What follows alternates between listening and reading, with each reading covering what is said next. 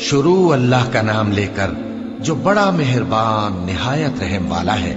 حامیم، یہ کتاب رحمان الرحیم کی طرف سے اتری ہے، ایسی کتاب جس کی آیتیں جدا جدا بیان کی گئی ہیں، یعنی قرآن عربی، ان لوگوں کے لیے جو سمجھ رکھتے ہیں، جو بشارت بھی سناتا ہے اور خوف بھی دلاتا ہے، لیکن ان میں سے اکثر نے منہ پھیر لیا اور وہ سنتے ہی نہیں، اور کہنے لگے کہ جس چیز کی طرف تم ہمیں بلاتے ہو اس کی طرف سے ہمارے دل پردوں میں ہیں، اور ہمارے کانوں میں بوجھ یعنی بہرا پن ہے، اور ہمارے اور تمہارے درمیان ایک پردہ ہے، تو تم اپنا کام کرو، ہم اپنا کام کرتے ہیں۔ کہہ دو کہ میں بھی آدمی ہوں جیسے تم، ہاں مجھ پر یہ وحی آتی ہے کہ تمہارا معبود ایک ہی معبود ہے، تو سیدھے اسی کی طرف متوجہ رہو اور اسی سے مغفرت مانگو۔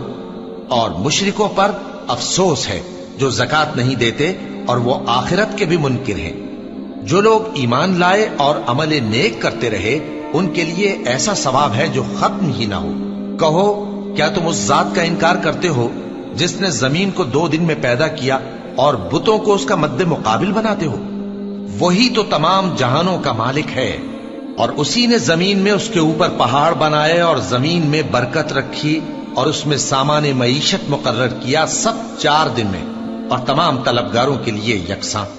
پھر وہ آسمان کی طرف متوجہ ہوا جبکہ وہ دھواں تھا، تو اس نے اس سے اور زمین سے فرمایا کہ دونوں آؤ، خواہ خوشی سے خواہ ناخوشی سے۔ انہوں نے کہا کہ ہم خوشی سے آتے ہیں۔ پھر اس نے 2 دن میں 7 آسمان بنائے اور ہر آسمان میں اس کے کام کا حکم بھیجا، اور ہم نے آسمان دنیا کو چراغوں یعنی ستاروں سے سجایا اور شیطانوں سے محفوظ رکھا۔ یہ اسی زبردست باخبر کے مقرر کیے ہوئے اندازے ہیں۔ پھر اگر یہ منہ پھیر لیں تو کہہ دو کہ میں تم کو ایسی چنگھاڑ کے عذاب سے آگاہ کرتا ہوں جیسے عاد اور سمود پر چنگھاڑ کا عذاب آیا تھا، جب ان کے پاس پیغمبر ان کے آگے اور پیچھے سے آئے کہ اللہ کے سوا کسی کی عبادت نہ کرو، تو وہ کہنے لگے کہ اگر ہمارا پروردگار چاہتا تو فرشتے اتار دیتا، سو جو تم دے کر بھیجے گئے ہو ہم اس کو نہیں مانتے۔ اب جو عاد والے تھے وہ ناحق ملک میں تکبر کرنے لگے اور کہنے لگے کہ ہم سے بڑھ کر قوت میں کون ہے؟ کیا انہوں نے نہیں دیکھا کہ اللہ جس نے ان کو پیدا کیا وہ ان سے قوت میں بہت بڑھ کر ہے، اور وہ ہماری آیتوں سے انکار کرتے رہے۔ تو ہم نے بھی ان پر نحوست کے دنوں میں زور کی آندھی چلائی تاکہ ان کو دنیا کی زندگی میں ذلت کے عذاب کا مزہ چکھا دیں، اور آخرت کا عذاب تو بہت ہی ذلیل کرنے والا ہے، اور اس روز ان کو مدد بھی نہ ملے گی۔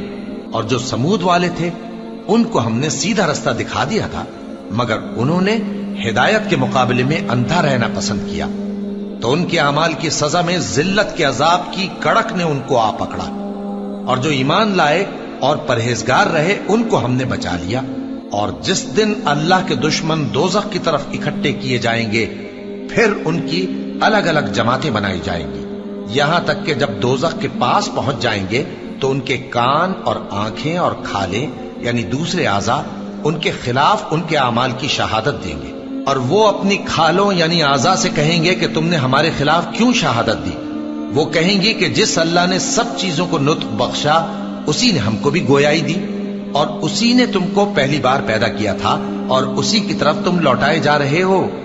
اور تم اس بات کے خوف سے تو پردہ نہیں کرتے تھے کہ تمہارے کان اور تمہاری آنکھیں اور کھالیں تمہارے خلاف شہادت دیں گی، بلکہ تم یہ خیال کرتے تھے کہ اللہ کو تمہارے بہت سے اعمال کی خبر ہی نہیں، اور اسی خیال نے جو تم اپنے پروردگار کے بارے میں رکھتے تھے تم کو ہلاک کر دیا اور تم خسارہ پانے والوں میں ہو گئے۔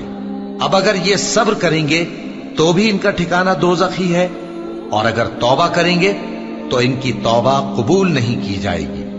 اور ہم نے ان کے ایسے ساتھی بنائے جنہوں نے ان کے اگلے اور پچھلے اعمال ان کو عمدہ کر دکھائے تھے، اور جنات اور انسانوں کی جماعتیں جو ان سے پہلے گزر چکی ان پر بھی اللہ کے عذاب کا وعدہ پورا ہو گیا۔ بے شک یہ نقصان اٹھانے والے ہیں۔ اور کافر کہنے لگے کہ اس قرآن کو سنا ہی نہ کرو، اور جب پڑھنے لگے تو شور مچا دیا کرو تاکہ تم غالب رہو۔ سو ہم بھی کافروں کو سخت عذاب کے مزے چکھائیں گے اور ان کے برے اعمال کی جو وہ کرتے تھے سزا دیں گے۔ یہ اللہ کے دشمنوں کا بدلہ ہے یعنی دوزخ، ان کے لیے اسی میں ہمیشہ کا گھر ہے۔ یہ اس کی سزا ہے کہ ہماری آیتوں سے انکار کرتے تھے۔ اور کافر کہیں گے کہ اے ہمارے پروردگار، जिन्नों और इंसानों में से जिन लोगों ने हमको गुमराह किया था उनको हमें दिखा कि हम उनको अपने पांव तले रौंद डालें ताकि वो सबसे नीचे रहे। जिन लोगों ने कहा कि हमारा परवरदिगार अल्लाह है, फिर वो उस पर कायम रहे, उन पर फरिश्ते उतरेंगे और कहेंगे कि न खौफ करो और न गमनाक हो, और बहिश्त की जिसका तुमसे वादा किया जाता है खुशी मनाओ। हम दुनिया की जिंदगी में भी तुम्हारे दोस्त थे और आखिरत में भी तुम्हारे रफीक हैं, और वहां जिस नेमत को तुम्हारा जी चाहेगा तुमको मिलेगी, और जो चीज तलब करोगे तुम्हारे लिए मौजूद होगी। ये बख्शने वाले मेहरबान की तरफ से मेहमानी है। और उस शख्स से बढ़कर बात का अच्छा कौन हो सकता है जो अल्लाह की तरफ बुलाए और अमल नेक करे और कहे कि मैं मुसलमान हूं। और भलाई और बुराई बराबर नहीं हो सकती, तो सख्त कलामी का ऐसे तरीक से जवाब दो जो बहुत अच्छा हो। ऐसा करने से तुम देखोगे कि जिसमें और तुम में दुश्मनी थी वो तुम्हारा गर्मजोश दोस्त है। और ये बात उन्हीं लोगों को हासिल होती है जो बर्दाश्त करने वाले हैं, और उन्हीं को नसीब होती है जो बड़े साहिब नसीब है।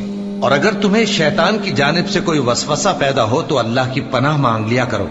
बेशक वो सुनता है, जानता है, और रात और दिन और सूरज और चांद उसकी निशानियों में से हैं। तुम लोग न तो सूरज को सजदा करो और न चांद को, बल्कि अल्लाह ही को सजदा करो जिसने इन चीजों को पैदा किया है, अगर तुमको उसकी इबादत मंजूर है। फिर अगर ये लोग सरकशी करें तो अल्लाह भी इनसे बेनियाज है, क्योंकि जो फरिश्ते तुम्हारे परवरदिगार के पास हैं वो रात दिन उसकी तस्बीह करते रहते हैं और कभी थकते ही नहीं। और ए बंदे, ये उसी की कुदरत के नमूने हैं कि तू जमीन को दबी हुई यानी खुश्क देखता है, फिर जब हम उस पर पानी बरसा देते हैं तो वो शादाब हो जाती और फूलने लगती है। बेशक वो जिसने जमीन को जिंदा किया वही मुर्दों को जिंदा करने वाला है। बेशक वो हर चीज पर कादिर है। बेशक जो लोग हमारे अहकाम से इन्हिराफ करते हैं वो हमसे पोशीदा नहीं है। भला जो शख्स दोज़ख में डाला जाए वो बेहतर है या वो जो क़यामत के दिन बेखौफ होकर आए। तो खैर, जो चाहो सो कर लो, जो कुछ तुम करते हो वो उसको देख रहा है।